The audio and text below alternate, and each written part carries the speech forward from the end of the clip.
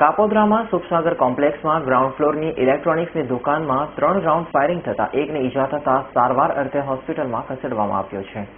પ્રાપ્ત વિગત અનુસાર સુરતના કાપોદ્રામાં લક્ષ્મીનારાયણ સોસાયટી વિભાગ 2 માં સુખસાગર કોમ્પ્લેક્સ આવેલ છે।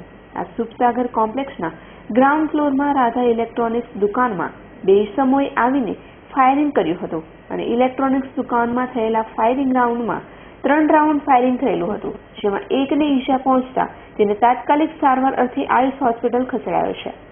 થોડા દિવસે થયેલા ફાયરિંગને લઈને પોલીસ પણ દોડતી થઈ ગઈ હતી અને ઘટના સ્થળે પહોંચી સઘન તપાસ હાથ ધરી હતી। તેમાં આ બનાવમાં મનીષ કુકરી નામના વ્યક્તિને ઈજા પહોંચી હતી અને ડેનિસ ખતારી, રાજુ આતંકવાદી જેવા નામો બહાર આવ્યા છે કે જેમણે ફાયરિંગ કર્યું હોવાનું જાણવા મળી રહ્યું છે।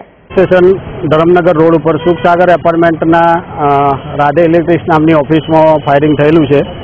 એમાં મનીષ કુકડી નામના વ્યક્તિને ગોળી વાગેલી છે, એને આયુષ હોસ્પિટલમાં દાખલ કરેલ છે અને ફાયરિંગ કરવાવાળામાં ડેનિસ ખત્રી, વિપુલ ગાજીપરા, રાજુ આતંકવાદી એવા નામ છે।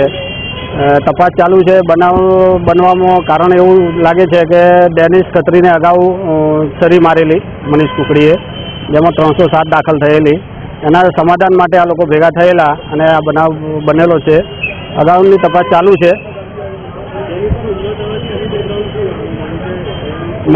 મનીષ કુકડી હિસ્ટ્રી સીટર છે, પેરોલ જમ્પ કરેલો છે। એને ગઈ 12 તારીખે હાજર થવાનું હતું, 12/9 હાજર થયેલો નથી અને ભાગતો ફરતો હતો। એ પોતે અગાઉ ધારાસભ્યશ્રી ઉપર હુમલો કરેલો છે। કાપોદ્રા પોલીસ સ્ટેશનમાં 307 થયેલી છે, એટલે એ પણ ગુનાહિત પ્રવૃત્તિવાળો માણસ।